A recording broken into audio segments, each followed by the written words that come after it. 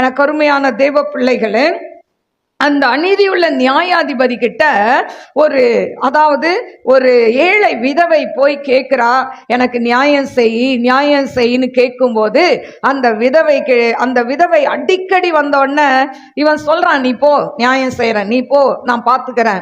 இன்னைக்கு நிறைய பேர் அப்படிதான் சொல்லுவாங்க. ஒருவேளை நம்ம பணத்துக்காக யாருக்கிட்டையாவது போய் நின்னோம்னா அவங்க சொல்லுவாங்க, ஐயோ இன்னைக்கு என் கையில இல்லையே, நாளைக்கு வாங்க தரேன். அடுத்த நாள் போனா சொல்லுவாங்க, ஐயோ இன்னைக்கு இல்ல, இன்னும் 2 நாள் கழிச்சு வாங்க.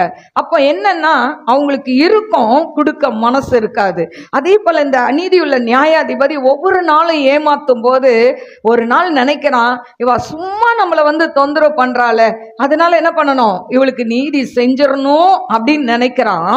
அப்போ உலகப்பிரமான ஒரு நியாயாதிபதி, அநீதியுள்ள நியாயாதிபதியே நியாயம் செய்யணும்னு நினைச்சா, நம்ம தேவாதி தேவன் வானத்தையும் பூமியும் அண்ட சராசரங்களையும் உருவாக்கினவர், அவர் நமக்கு நியாயம் செய்யாமல் இருப்பாரோ?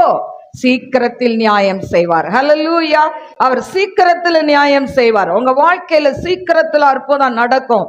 எதுல நியாயம் கிடைக்கலையோ, எதுல நீங்க போய் ஒருத்தர் கிட்ட போயிட்டு நியாயம் கேட்டு அவமானப்பட்டு வந்திருக்கிறீங்களோ, ஆண்டவர் சொல்றாரு, நான் உனக்கு நியாயம் செய்கிறேன். ஹல்லேலூயா. நான் உனக்கு நியாயம் செய்கிறேன் என்று கர்த்தர் சொல்கிறார்.